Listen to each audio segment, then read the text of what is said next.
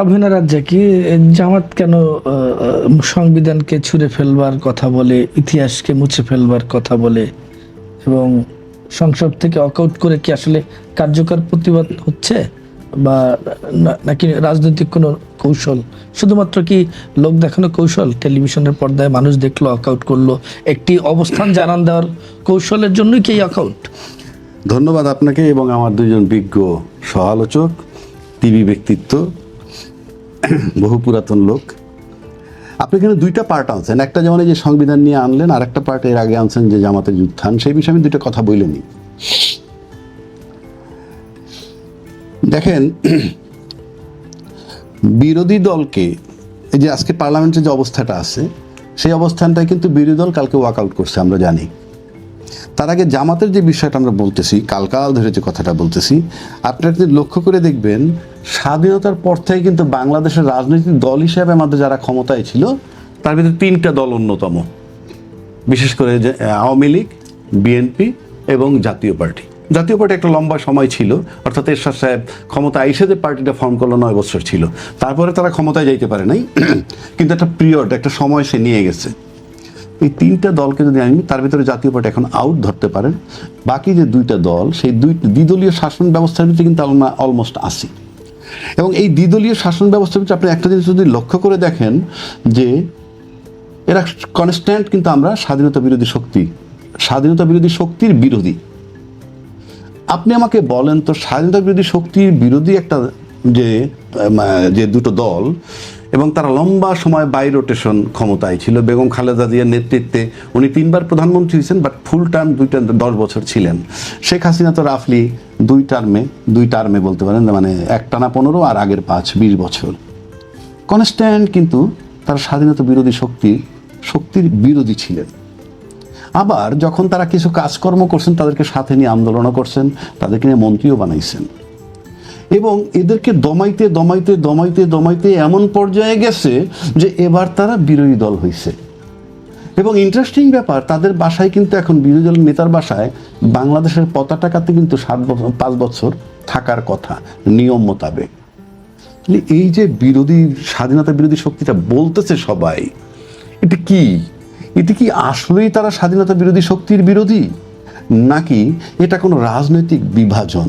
তা না হলে যে দলটাকে পরাক্রমশালী রাজনৈতিক দলগুলো যারা ক্ষমতায় ছিল বাই রোটেশন, তাদের ভিতর থেকে এত বিরোধিতা করতে আজকে তারা কিভাবে 68টা সিট নিয়ে বিরোধী দলে আসে? নাম্বার 1। নাম্বার 2, এবার যে নির্বাচনটা হইল, এবারের নির্বাচনের আগেও কিন্তু জামাত বিরোধী, মানে জামাত বিরোধী বলতে আমি স্বাধীনতা বিরোধী শক্তির কথা বলছি।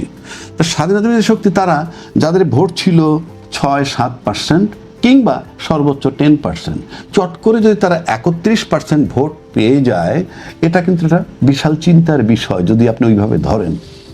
তাহলে আমার এখন এই প্রশ্নটা হইল এই, যে আসলে কি স্বাধীনতা বিরোধী শক্তির বিরুদ্ধে এই দ্বিদলীয় শক্তিগুলো কাজ করতেছে, নাকি এটা পুরা দেশকে কাল ধরে একটা বিভাজন তৈরি করে রাখবে? তা না হলে, আমি আবারও বলছি, রিপিট করতেছি, সবাই এই স্বাধীনতা বিরোধী শক্তির বিরুদ্ধে, অন্তত বিশাল দলগুলো। সেক্ষেত্রে আজকে তারা 68টা সিট কেন পাইলো, কিভাবে পাইলো? তাহলে তাদের বিরোধিতাটা কি? আমার এখানে একটা প্রশ্ন আমি রেখে গেলাম, এটা নিয়ে চিন্তা করতে হবে। তা নাহলে আমরা যদি এইভাবে চলতে থাকি, প্রশ্ন রাখলাম, এই বিএনপির প্রতিনিধি আছেন মনে করেন, ইনি একজন মিডিয়া ব্যক্তিত্ব, প্লাস আমি দেশবাসীর কাছে প্রশ্ন রাখলাম যে ঘটনাটা কোথায়? আপনারা সবাই বিরোধী, তাহলে আপনার কীরকম, এটা কি দেখানো লোক বিরোধী কিনা, দেখানো বিরোধিতা কিনা? তা না হলে আজকে যারা ক্ষমতা আছেন তারাও কিন্তু আবার বলছেন তারা 12-13 বৎসর যাবৎ আন্দোলন করতেছেন ওই সরকারের বিরুদ্ধে, পতিত সরকার, তারাও কিন্তু 15 বছর ক্ষমতায় ছিল। এবং সম্প্রতি একটা কথা অত্যন্ত সুন্দরভাবে, চমৎকারভাবে পার্লামেন্টে বলেছেন যে জুলাই অভ্যুত্থান যে ছাত্ররা ক্লেম করে, ভাবটা এরকম যে আমরা যে 300 রান করলাম, তারপরে 2 বলের 12 রান করার পর টোটাল কৃতিত্বটা তারা নিচ্ছে, এই কথাটা আছে। সেই বিষয়টা আমি একটু জবাব দিতে চাই, বলতে চাই, আপনারা যদি লক্ষ্য করবেন 2008-এর নির্বাচনের পর থেকে যদি 100 রান ধরেন, তাহলে 5 বছরে 100 রান করছে। তারপরে 2014 নির্বাচনেরও এরপরে আরও 100 রান করছে, তারপরে 2018 নির্বাচন, তারপরে আরও 100 রান করছে। তারপর 2024-এর নির্বাচন হইল। নির্বাচনের পর 29 সাল পর্যন্ত যদি শেখ হাসিনা ক্ষমতায় থাকতো তাইলে তো তারা আরও 100 রান করতো, কিন্তু সরকারের পতন হইতো না।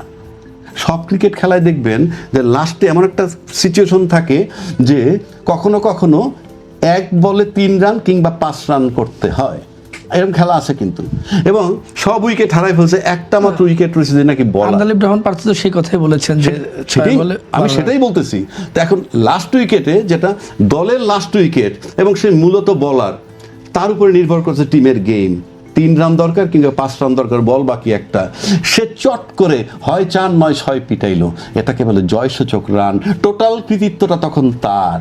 কেননা ওই প্রসেসে যদি বিএনপি ওই 24 এই আন্দোলনটা না হইতো তাহলে তারা আরো 5 বছর শেখ হাসিনা ক্ষমতায় থাকতো, বড়দের আরো 100 রান করতো। সেখানে মাঠের জনগণ তো উৎসাহটা দিয়েছে আপনার রানটা করবার জন্য, রানটা তুলবার জন্য। সেটাই তো বলতেছি যে আপনার রানটা তো নিতে হয়েছে। এই যে রানটা নিয়েছেন সেটার কৃতিত্ব কিন্তু আপনি ছাড়তে পারবেন না। যেমন ফুটবল খেলে 2 দল, খুব সুন্দর ফুটবল খেলে, বলে এ দল সমস্ত মাঠটাকে কন্ট্রোলে রাখছে 90 মিনিট, কিন্তু বি দল 2টা সুযোগ পেয়ে 2টা গোল দিছে, ফলাফল কিন্তু বি দল বিজয়ী। এটা মাথায় রাখতে হবে। এইবার আসেন সংবিধান যে ছুঁড়ে ফেলার কথা। সংবিধান ছুঁড়ে ফেলার কথা মানে জামাত বলছে কিনা আমার জানা নাই, বাট এনসিপির যারা ছাত্ররা তারা বলছিল তা নতুন সংবিধান করবে। সেই বিতর্কে এখন আর যে লাভ গিয়ে না, কিন্তু আসছি আমরা গণভোটে সংবিধানের মোতাবেক। এখন গণভোট যখন আমরা করলাম, ফাইনালি কিন্তু আমরা গণভোটে রাজি হইছি, যেভাবেই হই না কেন রাজি হইছি। রাজনীতির থিওরি কেন, ব্যক্তিগত জীবনেও আপনি যে কথা দিবেন যে আপনাকে আমি কথাটা দিলাম, এই কথা না রাখলে কিন্তু কৈফিয়ত দিতে হয়। তো সেক্ষেত্রে আমরা এই যে গণভোটে আসার পর কিন্তু এই গণভোটে সবাই রাজি হয়ে গণভোট করছি। এখন ইন্টারেস্টিং ব্যাপার হলো গণভোট বাস্তবায়ন হচ্ছে না, এবং গতকালকে আমরা শুনলাম এর যে মেয়াদের মধ্যে এটাকে এফেক্টিভ করার কথা ছিল সেই মেয়াদও পার হয়ে গেছে। সুতরাং গণভোট আর বাস্তবায়ন হচ্ছে না। এখন প্রশ্ন হচ্ছে, এই গণভোট যে বাস্তবায়ন হইল না, এই দায়টা কার? এই দায়টা আপনি যদি আমার বিবেচনায় করতে বলেন, আমি সেই যে আদেশ বলে গণভোট হইল সেই আদেশের 10 নম্বর অনুচ্ছেদটা আপনাকে পড়তেছি, জাস্ট এই বেশি না, 1-1.5 মিনিট লাগবে। বলা হচ্ছে পরিষদের অধিবেশন আহ্বান, কোরাম, ভোটদান ইত্যাদি। সংসদ নির্বাচনের ফল ঘোষিত হইবার 30 পঞ্জিকা দিবসের মধ্যে যে পদ্ধতিতে জাতীয় সংসদের প্রথম অধিবেশন আহ্বান করা হইবে, অনুরূপ পদ্ধতিতে পরিষদের প্রথম অধিবেশন আহ্বান করা হবে। কোন পরিষদ? সংস্কার পরিষদ। তাহলে এটা আহ্বান করছে কে? রাষ্ট্রপতি। যে পদ্ধতিতে জাতীয় সংসদের অধিবেশন আহ্বান করবেন, একই পদ্ধতিতে পরিষদের প্রথম অধিবেশন আহ্বান করবেন। তাহলে রাষ্ট্রপতি এটা করেন নাই। রাষ্ট্রপতি কিন্তু সংসদ অধিবেশনের আহ্বান করছেন, কিন্তু পরিষদের জন্য উনি আহ্বান করেন নাই। এই যে পরিষদের জন্য আহ্বান করেন নাই, তাহলে এটা তো রাষ্ট্রপতির নিজের আদেশ, এর বরখেলাপ উনি নিজে করলেন। এটার দায় কে নিবে? আপনার এই সিদ্ধান্তের কারণে আজকে যে গণভোট নিয়ে যে পরিস্থিতি তৈরি হইল, এটার দায়টা কে নিবে? আপনার নৈতিক দায়িত্ব ছিল। আমি আপনার কাছে যেতে চাই, দায় আসলে কে নিবে? প্রথম কথা একটা জিনিস বলি, অত্যাদেশে যেগুলো আছে, এই অত্যাদেশ পরবর্তী যে সরকার, নির্বাচিত সরকার, সেই নির্বাচিত সরকার সংবিধানের অংশ করবে নাকি এটা প্রত্যাখ্যান করবে? কারণ এই সরকার কিন্তু নির্বাচিত সরকার। অত্যাদেশ দিছে এই কারণে তখন নির্বাচিত সরকার ছিল না। তো অনির্বাচিত পরিস্থিতিতে নির্বাচিত সরকার কতটা বাধ্য পূর্ববর্তী সরকারের বিষয়গুলো অনুধাবন করা এবং সেটা মান্য করার, এই বিষয়টা জানতে হবে। কারণ বিএনপি তার আদর্শ উদ্দেশ্য 31 দফা, তার টার্গেট সে নির্ধারণ করবে। এই যেমন আগে যেসব জিনিসগুলো, এই যে গণপরিষদ, এটা সংবিধানে আছে কিনা, যদি পরবর্তী সরকার এটা নির্ধারণ করে। যেমন জামাত বিএনপি শপথের ক্ষেত্রে জামাত হলো 2টা শপথ নিছে, একটা গণপরিষদের আর একটা সংবিধান অনুযায়ী। বিএনপি একটা নিছে, সংবিধানে তো গণপরিষদ বলে কিছু নাই। এটি আলোচনার মধ্যে দিয়ে যদি নির্ধারিত হয় জুলাই সনদ বা অন্যান্য প্রসঙ্গ, তাহলে এটা আসতে পারে।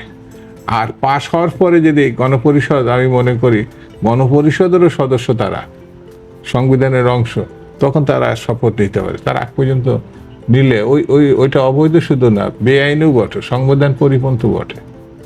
সেই জন্য যদি মনে হয় যে পূর্বতন ঘটনাগুলো, যদি আমি একটা জিনিস আপনার পরিষ্কার করে দিই, এই যে গণঅভ্যুত্থানকারীদের একটি দল হিসাবে আমরা জানি এনসিপি, এমনকি ওর দাবিদার জামাত ইসলামও, তো অন্য শক্তিগুলো, যদি মনে করে নি যে গণঅভ্যুত্থানে এইসব বিষয়গুলো খুবই গুরুত্বপূর্ণ এবং জনসমর্থিত, তাহলে আপনার ইলেকশনে তারা নিঃসন্দেহে, আমার কাছে অ্যাবসলিউট মেজরিটি তারা পেত। বিএনপিকে যে কারণে আমি অভিযুক্ত করছি, বিএনপিকে পছন্দ করছে জনগণ ভোট দিয়ে, তাহলে বিএনপির মতো এগোতে থাকবে। তারও 31 দফা আছে সংস্কারের, পরিবর্তনের, তো সেটি মানে আগে কার্যকর করবে নাকি অন্য প্রসঙ্গগুলো আগে কাজ করবে। যেমন এই পার্লামেন্টে যে বয়কট, হ্যাঁ, এটা করতে হবে, নাহলে আমরা বয়কট করলাম, নাহলে আন্দোলনের মধ্যে দিয়ে রাজপথে যাব, আচ্ছা না? তা আন্দোলন তো সবার জন্য উন্মুক্ত, সেটা জামাত শুধু না, যে কোনো পার্টি এটা করতে পারে, তারা তাদের জনমত গঠন করতে পারে এবং তার পক্ষে পরিস্থিতি বা সরকারের উপর চাপ প্রয়োগ এগুলো তো করতে পারে। সেই জন্য আমার কাছে যেটা মনে হয়েছে যে সংবিধান সম্মতভাবে যদি দেশ এগোতে হয়, তাহলে পরে সংবিধানের যে প্রসঙ্গগুলো আছে সেটাকে গুরুত্ব আগে পাবে। নতুন বিষয়গুলো সংবিধানে আলোচনার মধ্য দিয়ে এটা সন্নিবেশিত করতে হবে, তারপরে তার উপরে গুরুত্ব। এখন এটা আপনি করলেন না কেন, কিন্তু সংবিধানের নাই। যেমন শপথ একটা নিলেন কেন, তো দুটো যে নিচ্ছে সেই তো বেআইনি, সংবিধানে নাই তো। এই বেআইনি সংসদ আর কতদিন চালাবে বিএনপি? বেআইনি সংসদ না, আপনাকে তো আবার বুঝতে হবে যে কথাগুলো যদি না বুঝে উল্টাপাল্টা বলেন, তাহলে আরেক বেআইনি চলে যাবে। শপথকে বেআইনি বলছেন, সেটি নিয়ে কতদিন এই সংবিধানের বেআইনি না, পার্লামেন্টে বেআইনি না, সংবিধানের কথা বলে গণপরিষদকে যারা মানতে চাচ্ছে সেটা বেআইনি। কথাগুলো বুঝতে হবে তো, গণপরিষদ সংবিধানের অংশ না। আমি সেই কথাটাই বলছি, না সংবিধান বেআইনি, তাহলে এইভাবে চলবেন কি করে? না, আমি সংবিধান বেআইনি বলিনি, আমি বলছি যে আমি কানে এখনো ভালো শুনি, আমার মার পর্যায়ে যায় নাই এখনো, সেই জন্য আমি ওইটা ধরেছি। এই জন্য আপনার জিনিসটা সংবিধানের অংশ হলে সেটা আরেকটা রকম পরিস্থিতি তৈরি হবে।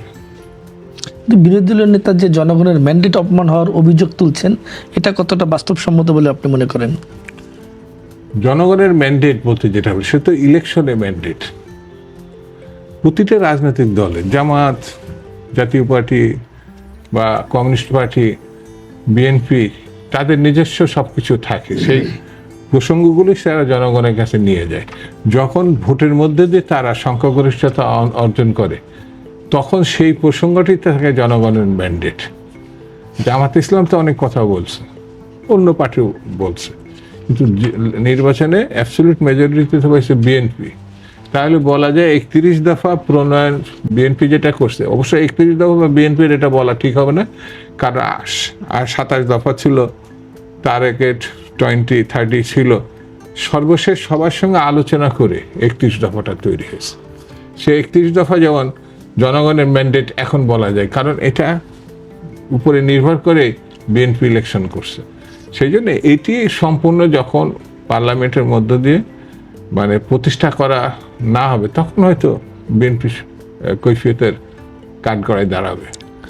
ডক্টর আব্দুল নূর তুষার, আপনার কাছে যেতে চাই যে এই সংস্কার, সংবিধান এবং গণভোট, জুলাই সনদ ইস্যুতে জনমত কোন দিকে যেতে পারে বলে আপনি মনে করেন সামনের দিনগুলোতে? জনমত আসলে মূলত এই বিষয়গুলো নিয়ে মাথা ঘামাচ্ছে না। কেন ঘামাচ্ছে না? কারণ জনগণের কাছে মূল দাবি কিন্তু এইটা নয় যে এই সংবিধানের সংস্কার কত তাড়াতাড়ি হবে, বরং জনগণ ব্যস্ত আছেন অন্য একটি বিষয় নিয়ে।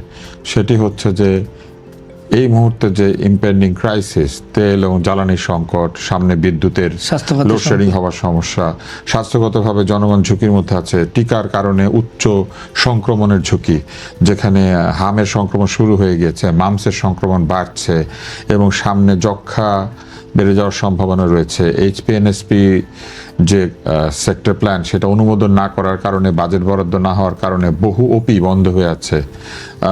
এই যে এর কারণে যে বহু প্রয়োজনীয় ঔষধ রোগীদেরকে যেগুলি সরকার সরবরাহ করতো সেগুলি দেওয়া যাচ্ছে না, অনেক সেবা দেওয়া যাচ্ছে না, এবং উচ্চ মুদ্রাস্ফীতি যে কারণে জিনিসপত্রের দাম বেড়ে যাচ্ছে। জনগণ এইগুলি নিয়ে বেশি চিন্তিত থাকবে।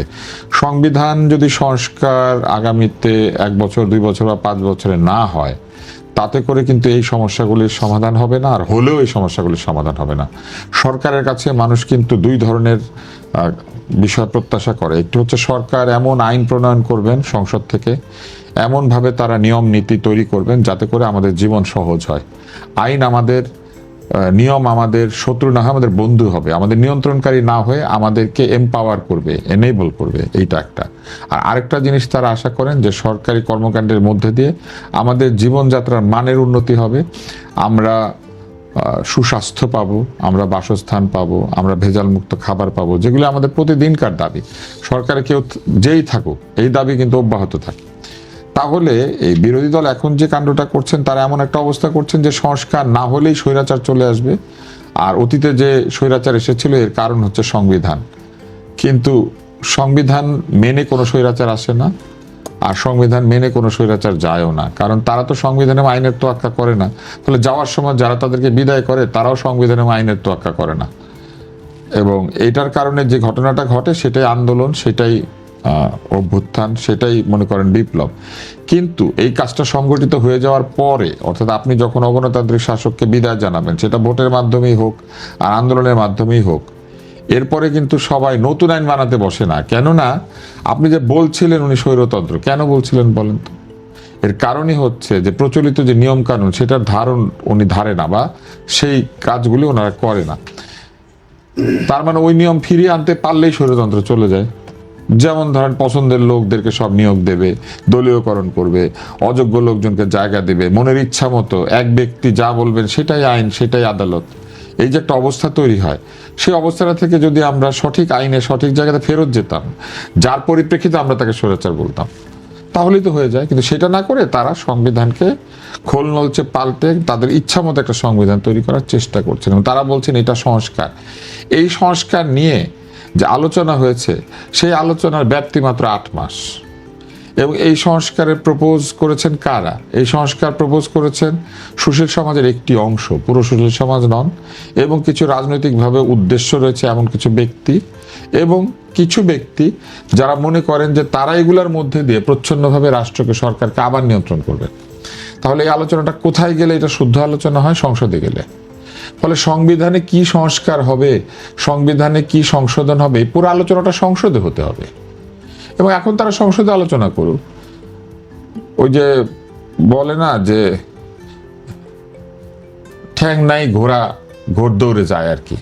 তো 9 মাস 10 মাসের রাজনৈতিক দল, এখনো যারা জীবনে চাকরি বাকরি করেন, একটা ব্যবসা বাণিজ্য করেন, এমন কিছু লোকজন, অনেক লোক আছেন যারা জীবনে রাজনীতি করেন নাই, রাজনৈতিক পদ্ধতি সম্পর্কে কোনো ধ্যান ধারণা নাই।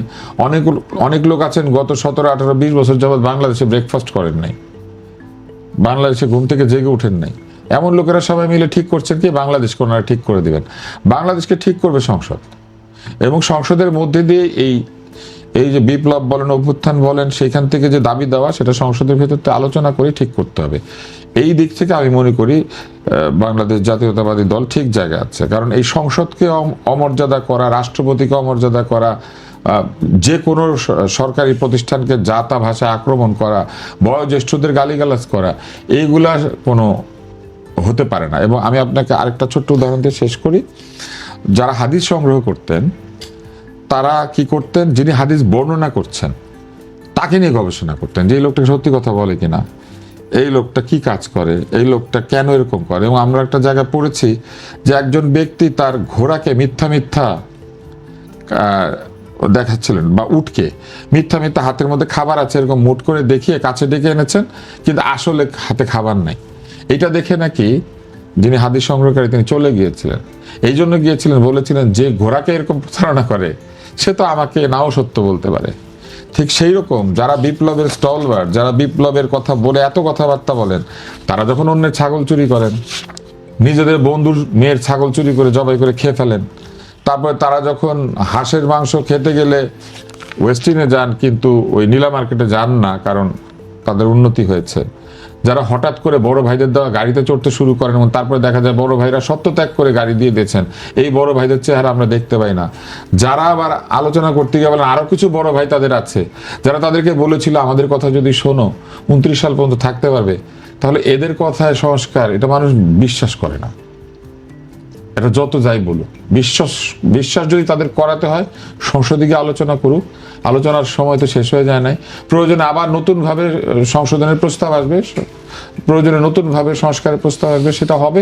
কিন্তু সংসদকে বাদ দিয়ে ওই আমরা বসে যমুনার ড্রয়িং রুমে বসে ইউনূস স্যার এবং আলী রিয়াজের কথায় বাংলাদেশ বদল হয়ে যাবে, তাইলে এই 18 কোটি জনগণের কোনো মূল্য থাকে না। 18 কোটি জনগণের মধ্যে অধিকাংশ ভোট দিয়েছে বিএনপিকে, এবং বিএনপি তাদের ভোটারদের কাছে যে প্রতিশ্রুতি দিয়েছে সেই অনুযায়ী দেশ চালাক। তারা যদি ব্যর্থ হবে আমরা তাদেরকে ভোট দিয়ে সরিয়ে দিব। ভোট আছে তো, বরং ভোটটা ঠিক মতো করুক। ভোট যদি ঠিক মতো করে তাহলে এই কোনো স্বৈরাচার টিকে না, কারণ ভোটে গিয়ে আমরা রায় দিয়ে দিতে পারি যে তুমি আসো তুমি নাই। এবং অত্যন্ত ক্ষমতাবান একজন ব্যক্তির সঙ্গে আমার কথা হচ্ছিল, আমি তাকে বলছিলাম পরিকল্পনা করেন, উনি বললেন 5 বছরই তো আমাদের মেয়াদ।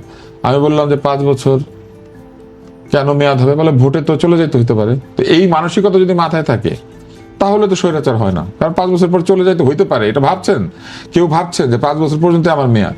স্বৈরাচার তো জীবনও চিন্তা করে না 5 বছর মেয়াদ। স্বৈরাচার চিন্তা করে আমি আসি আমি যাবো না যতক্ষণ মধ্যে আমাকে না নামায়। তো এই মানসিকতার পরিবর্তনটা বেশি জরুরি। এবং স্বৈরতন্ত্র তাড়ানো হয়েছে যারা দাবি করেন তাদের নিজেদের মধ্যে অনেক স্বৈরতান্ত্রিক অ্যাটিটিউড আছে। তার মধ্যে একটা হচ্ছে তাদের কথা পছন্দ না হলে আমাদের কথা তারা আমাদেরকে ট্যাগ দিয়ে দেন, তারা আমাদেরকে এইটা বলেন সেটা বলেন, অমুক বলেন তমুক বলেন, পুরনো ছবি বের করে এনে বলার চেষ্টা করেন এই ছবি উনি কেন তুলেছিল, তাই তো উনি দোষর। আর তারা যে বড় বড় বক্তৃতা দিয়েছিল, ছবি তুলেছিল, ফেসবুক স্ট্যাটাস দিয়েছিল, পিছনে ছবি রেখে সেই ছবির সামনে দাঁড়িয়ে নিজেদেরকে সৈনিক ঘোষণা করেছিল, সেটা কোনো সমস্যা না। টকশোতেও গিয়েছিল। হ্যাঁ, তারা হাঁসের মতো, এটা রাজ্জাক ভাই আমাকে একদিন বলছিলেন যে হাঁস হইতে হয় কিরকম, পানি বন্যা যতই হোক পানি যতই বাড়ুক হাঁসের ভয় কি? হ্যাঁ, হাঁস ঝাড়া দেয় আর পানি ঝরে যায়। তো ওনারা হাঁসের মতো হয়ে গেলেন আর হাঁসের মাংস খেলেন, আর আমরা হয়ে গেলাম গরু, কারণ আমরা গরুর মাংস খাই। ব্যাপারটা এরকম না।